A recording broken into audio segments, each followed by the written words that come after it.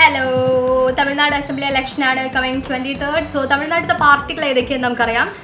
DMK, ADMK, NTK, TVK. ഇതാണ് ഇപ്രാവശ്യത്തെ മത്സരത്തിൽ ഏറ്റവും കൂടുതൽ മുന്നിൽ നിൽക്കുന്ന പാർട്ടികൾ. DMK ദ്രാവിഡ മുന്നേറ്റ കഴകം, ADMK അണ്ണാ ദ്രാവിഡ മുന്നേറ്റ കഴകം, TVK ഓഫ്കോഴ്സ് നമ്മുടെ തമിഴ് വിജയൻ്റെയാണ്, TVK തമിഴക വെട്രി കഴകം, പിന്നെ NTK നാം തമിഴർ കൂട്ടണി, അതായത് സീമാൻ്റെ ആണ്. അപ്പോൾ ഇതിൽ ഒബ്വിയസ്ലി നമുക്ക് അറിഞ്ഞ ആൾക്കാരൊക്കെ ഏതൊക്കെ ഭാഗത്താണ് മത്സരിക്കുന്നത്, അവരുടെ വോട്ടിംഗ് പെർസെൻറ്റേജ് എത്രയാണ്, ഈ പ്രാവശ്യം ആരൊക്കെ CM എന്നുള്ള കാര്യങ്ങളൊക്കെ നമുക്ക് വേഗം നോക്കാം.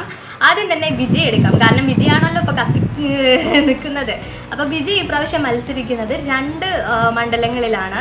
അതായത് ഒന്ന് പെരമ്പൂറും പിന്നെ ഒരെണ്ണം ട്രിച്ചി ഈസ്റ്റുമാണ്. പെരമ്പൂരിലാണെന്നുണ്ടെങ്കിൽ DMKയിൽ നിൽക്കുന്നത് RT ശേഖർ, പിന്നെ BJPയിൽ നിൽക്കുന്നത് തിലമ്പാമ എന്ന് പറഞ്ഞിട്ടുള്ള വ്യക്തിയാണ്. TVക്ക് ഓഫ്കോഴ്സ് ജോസഫ് വിജയ്, പിന്നെ NTKയിലുള്ളത് വെട്രി തമിഴ എന്ന് പറഞ്ഞിട്ടുള്ള വ്യക്തിയാണ്. DMKൻ്റെ സിറ്റിംഗ് MLA ആയിട്ടുള്ള RT ശേഖർ തന്നെയാണ് ഇപ്രാവശ്യം MLA ആവാനുള്ള സാധ്യത എന്ന് പറയുന്നില്ല ഗൈസ്, കാരണം 33 to 39% വരെയാണ് RT ശേഖറിന് അവിടെ വോട്ട് പെർസെൻറ്റേജ് ഉള്ളൂ. എന്നാൽ വിജയിന് 39% to 45% വരയ്ക്കും വോട്ട് പെർസെൻറ്റേജ് ഉണ്ട്. സോ സിറ്റിംഗ് MLAനെ ക്രോസ് ചെയ്തിട്ട് ഇപ്രാവശ്യം വിജയ് അവിടെ ജയിക്കും എന്ന് തന്നെയാണ് പറയുന്നത്. BJP തിലമ്പാമ എന്ന വ്യക്തിയാണ്. സോ പുള്ളിക്കാർക്ക് 14 to 20%, പിന്നെ നാം തമിഴർ കക്ഷി അവർക്ക് 1 to 6% ആവറേജ് ആണുള്ള പെർസെൻറ്റേജ് ആണ് ഇപ്രാവശ്യം പെരമ്പൂരിൽ ഉള്ളത്. ഇനി വിജയ് അടുത്തത് ട്രിച്ചി ഈസ്റ്റിലേക്കാണ്. ട്രിച്ചി ഈസ്റ്റിലേക്ക് ചെക്ക് ചെയ്യണമെന്നുണ്ടെങ്കിലും ട്രിച്ചി ഈസ്റ്റിലാണെന്നുണ്ടെങ്കിൽ വിജയിന് 30 to 39% വരെ ഉള്ള ഒരു ജയസാധ്യത കാണുന്നുണ്ട്. ADMKയിലുള്ളത് രാജശേഖരനാണ്. രാജശേഖരന് 23 to 29% വരെ മാത്രമേ വിജയ സാധ്യതയുള്ളൂ. ഇനി നമുക്ക് DMKയിലേക്ക് പോവുകയാണെന്നുണ്ടെങ്കിൽ DMKയിൽ 31 to 37% ഓഫ് ഇനിക്കോ ഇരുതിയരാജ് എന്നുള്ള വ്യക്തിക്ക് സെക്കൻഡ് പൊസിഷനിൽ 31 to 37% ഉണ്ട്. നാം തമിഴർ ഓഫ്കോഴ്സ് 1 to 6% ആണുള്ളത്. കൃഷ്ണസ്വാമി എന്ന് പറഞ്ഞ വ്യക്തിയാണ് ട്രിച്ചിയിൽ നിൽക്കുന്നത്. സോ വിജയ് ഇപ്രാവശ്യം 2 മണ്ഡലങ്ങളിൽ മത്സരിക്കുന്നുണ്ട്. അപ്പോൾ 2ലും പുള്ളിക്കാരനാണ് ഹയസ്റ്റ് ലീഡിൽ നിൽക്കുന്നത്. അപ്പോൾ ഇതിൽ ഒരെണ്ണത്തിൽ ജയിച്ച് 2 ജയിക്കും ഓഫ്കോഴ്സ്. അപ്പോൾ 2 ജയിച്ചു കഴിഞ്ഞിട്ടുണ്ടെങ്കിൽ ട്രിച്ചി ഒഴിവാക്കാനാണ് സാധ്യത എന്നാണ് അറിയപ്പെടുന്നത്. കൂടുതലും അടുത്തുള്ളത് പെരമ്പൂറാണ് വിജയിന് ഓഫ്കോഴ്സ്. സോ പെരമ്പൂർ ആയിരിക്കും വിജയ് സീറ്റ് വേണമെന്ന് പറയാൻ ഉദ്ദേശിക്കുന്നത്. 2 ഒരെണ്ണം സ്കിപ്പ് ചെയ്യണമെങ്കിൽ ട്രിച്ചി ആയിരിക്കും. നമ്മുടെ ഡെപ്യൂട്ടി CM ഉദയനിധി സ്റ്റാലിൻ ഇപ്രാവശ്യം മത്സരിക്കുന്നത് ചേപ്പാക്കിലാണ്. സോ ചേപ്പാക്കത്തെ അവസ്ഥ നോക്കുകയാണെന്നുണ്ടെങ്കിൽ DMKയിൽ ഉദയനിധി, ADMK അതിരാജം, പിന്നെ NTKയിലാണെങ്കിൽ ആയിഷ, TVKയിൽ സെൽവം. ഇവരാണ് ചേപ്പാക്കത്തിൽ മത്സരിക്കുന്നതിൽ. ഉദയനിധി സ്റ്റാലിന് ഈ ഭാഗത്ത് 35% to 41% ഉള്ള വോട്ട് പെർസെൻറ്റേജ് ഉണ്ട്. ADMKയിൽ നോക്കുകയാണെന്നുണ്ടെങ്കിൽ 27 to 33% വരെ അവർക്ക് വിജയ സാധ്യതയുള്ളൂ. TVKയിൽ 26 to 32% വരെ ഉണ്ട്. NTK പിന്നെ കുറവാണ്, 1 to 5% വരെയാണ് NTK. അടുത്തത് നോക്കുകയാണെന്നുണ്ടെങ്കിൽ നമുക്ക് എടപ്പാടി പളനിച്ചാമി പുള്ളിക്കാരൻ്റെ പ്ലേസാണ് എടപ്പാടിയിൽ നോക്കുകയാണെന്നുണ്ടെങ്കിൽ മൊത്തം 2,74,054 വോട്ടേഴ്സ് ഉണ്ട്. കഴിഞ്ഞ 3 ടൈമിലും പുള്ളിക്കാരൻ തന്നെയാണ് അവിടെ വിന്നിങ്. എടപ്പാടിയിൽ ഓഫ്കോഴ്സ് എടപ്പാടിയാണ് ജയിക്കാനുള്ള സാധ്യത. പറയാനുള്ള കാരണം ഞാൻ പറഞ്ഞുതരാം. K പഴനിച്ചാമി പുള്ളിക്കാരനാണ് അവിടെ ജയിക്കുന്നത്. 75% ആണ് പുള്ളിക്കാരൻ ജയിക്കും എന്നുള്ള ഒരു ഇത്. കാരണം 46 to 52% വോട്ടേഴ്സ് ഇവർക്ക് വേണ്ടി, അല്ലെങ്കിൽ ആ വോട്ട് പെർസെൻറ്റേജ് എടപ്പാടിക്കാണ് എന്ന് പറഞ്ഞിട്ടുണ്ട്. DMKയിൽ കാശി എന്ന് പറഞ്ഞ വ്യക്തിയാണ്. പുള്ളിക്കാരന് 23% ഉള്ള ഒരു സാധ്യതയാണ് ഉള്ളത്. ആൻഡ് TVKനെ എടപ്പാടിയിൽ നിന്ന് റിജക്റ്റ് ചെയ്തിട്ടുണ്ട്. അപ്പോൾ വിജയ് എന്ത് ചെയ്തു, അവിടെ ഒരു വ്യക്തിനെ സ്വതന്ത്രനായിട്ട്, അതായത് TVKൻ്റെ അണ്ടറിൽ സ്വതന്ത്രനായിട്ട് മത്സരിപ്പിക്കാൻ ട്രൈ ചെയ്യുന്നുണ്ട്. അയാളുടെ പേരാണ് അരുൺ കുമാർ.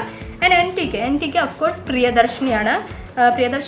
NTK 3.9% ആണ് NTKക്കുള്ള വോട്ട് പെർസെൻറ്റേജ്. അടുത്തത് നമ്മുടെ മുഖ്യമന്ത്രി MK സ്റ്റാലിൻ മത്സരിക്കുന്നത് കൊളത്തൂർ എന്ന് പറഞ്ഞിട്ടുള്ള മണ്ഡലത്തിലാണ്. അവിടെ 2,07,251 വോട്ടേഴ്സാണ് കൊളത്തൂരിൽ ഉള്ളത്. ഇതിൽ സ്റ്റാലിനായിരിക്കും എന്തായാലും വിജയിക്കുക. അതിൽ നമുക്ക് വോട്ട് പെർസെൻറ്റേജ് എടുക്കേണ്ട ആവശ്യമില്ല. അറൗണ്ട് 70-78% വരയ്ക്കും വോട്ട് സ്റ്റാലിനാണ്. DMKൻ്റെ അത്രത്തോളമുള്ള പവറാണ്. ദെൻ ADMKയിൽ Santhana Krishnan, NTK Soundara Pandian, TVK VS Babu. So ഇവിടെ TVK കയറാനുള്ള സാധ്യത കുറവാണ്. 2011, 2016, 2021, ഇപ്പോൾ 2026 ഈ ഭാഗത്ത് DMK ആയിരിക്കും ജയിക്കുക of course. And next Karaikudi. അതായത് കാരൈക്കുടി ആരുടെ മണ്ഡലമാണ്, ആരുടെ ഇതാണെന്ന് വെച്ച് കഴിഞ്ഞിട്ടുണ്ടെങ്കിൽ NTK നാം തമിഴർ കക്ഷിൻ്റെ സീമാൻ മത്സരിക്കുന്ന സ്ഥലമാണ് കാരൈക്കുടി. കാരൈക്കുടി ഭയങ്കര ഇൻട്രസ്റ്റിംഗ് ആയിട്ടുള്ള ഒരു ഇതാണ്. എന്താണെന്ന് വെച്ച് കഴിഞ്ഞാൽ ഇവിടെ DMK മാൻകുടിയാണ് മത്സരിക്കുന്ന വ്യക്തി. പിന്നെ ADMKയിൽ V പാണ്ഡി, TVK TK പ്രഭു, പിന്നെ NTK സീമാൻ. ഓക്കെ, സോ നമ്മൾ എല്ലാ മണ്ഡലത്തിലും അവരവർ നിൽക്കുന്ന പാർട്ടിക്കായിരിക്കും കൂടുതൽ വോട്ടേഴ്സ് എന്നാണ് ഇതുവരെയ്ക്കും കണ്ടത്. പക്ഷേ കാരൈക്കുടിയിൽ നേരെ ഓപ്പോസിറ്റാണ്. കാരൈക്കുടിയിൽ കുറേ കാലങ്ങളായിട്ട് ജയിച്ചു വരുന്നത് DMK ആണ്. കോൺഗ്രസിൻ്റെ കൂടെയുള്ള അലയൻസ് വെച്ചാൽ DMK ആണ്. അപ്പോൾ കോൺഗ്രസിൻ്റെ സിറ്റിംഗ് MLA ആയിട്ടുള്ള മാൻകുടിയാണ് കഴിഞ്ഞ വർഷം, അതിന് മുന്നത്തെ പ്രാവശ്യം എല്ലാ പ്രാവശ്യവും അവിടെ ജയിച്ചുകൊണ്ടിരിക്കുന്നത്. അഫ്കോഴ്സ് 25-31% വോട്ടിംഗ് പെർസെൻറ്റേജ് ആണ് DMKക്കുള്ളത്. ADMK V പാണ്ഡിക്കാണെങ്കിൽ 22-28% ഉണ്ട്. തമിഴക വെട്രിക്കഴകം TVKക്ക് 24-30% ആണ്. ലാസ്റ്റ് സീമാൻ മത്സരിക്കുന്ന മണ്ഡലത്തിൽ സീമാന് കിട്ടാൻ പോകുന്ന വോട്ടിംഗ് പെർസെൻറ്റേജ് നോക്കുകയാണെങ്കിൽ വെറും 16-22%. അത് കുറച്ച് ഹയറാണ്. ബാക്കിയൊക്കെ 1-6 ആണെങ്കിൽ 16-22. അവരെ സംബന്ധിച്ചിടത്തോളം ഈ മണ്ഡലത്തിൽ ഇത് കുറച്ച് കൂടുതലാണ്. സോ ആ ഭാഗത്ത് തന്നെ സീമാന് ജയിക്കാൻ പറ്റില്ല. പിന്നെ സീമാൻ എങ്ങനെ മുഖ്യമന്ത്രി ആവുക, പുള്ളിക്ക് മാത്രമേ അതിൻ്റെ വിവരങ്ങളൊക്കെ അറിയുള്ളൂ. ഇതിൽ നമുക്ക് വേണ്ടപ്പെട്ട കൂടുതലും കുറച്ചും കൂടിയും എല്ലാവരും അന്വേഷിക്കുന്ന വ്യക്തികളുടെ ഡീറ്റെയിൽസ് ഇതിൽ ഉൾപ്പെടുത്തിയിട്ടുണ്ട്. സോ എന്താണ് ഇനി ആരായിരിക്കും ഇതിൻ്റെ CM എന്ന് ഊഹിക്കാൻ പറ്റാത്ത അവസ്ഥയൊന്നുമല്ല. കുറച്ചും കൂടി ആലോചിച്ച് ചിന്തിക്കാൻ പറ്റും. വിജയ് ഇപ്രാവശ്യം വന്നതാണ്. DMK ഭയങ്കര പവർഫുള്ളാണ്. ADMK ആണെങ്കിൽ ഒരു ചേഞ്ച് വേണമെന്ന് ചിന്തിക്കുന്നവർ ഊഹിക്കുന്ന ഒരു പാർട്ടിയാണ് ADMK ഉണ്ടാവാനുള്ള സാധ്യത. NTക്ക് പിന്നെ ഔട്ടറാണ്. കാരണം പുള്ളിയുടെ സീറ്റിന് എടുക്കാൻ പറ്റാത്തൊരവസ്ഥയാണ്. സോ കൂടുതലായിട്ടും ഇപ്പം സംസാരിച്ചുകൊണ്ടിരിക്കുന്നത് TVK വേഴ്സ് DMK എന്നാണ്. എൻ്റെ ഒരു കൺസെപ്ഷനിൽ പറയുകയാണെന്നുണ്ടെങ്കിൽ വിജയ് ജയിക്കും. ഓഫ് കോഴ്സ് വിജയ് CM ആകും. പക്ഷേ 2026 എന്നാണ് എൻ്റെ ഒരു നിഗമനം. 2031 വേണമെങ്കിൽ ആവാൻ സാധ്യതയുണ്ട്. എൻ്റെ താല്പര്യം എന്നല്ല ഞാൻ പറഞ്ഞത്, ജസ്റ്റ് എൻ്റെ അസംഷൻ എന്ന് പറയുന്നത്.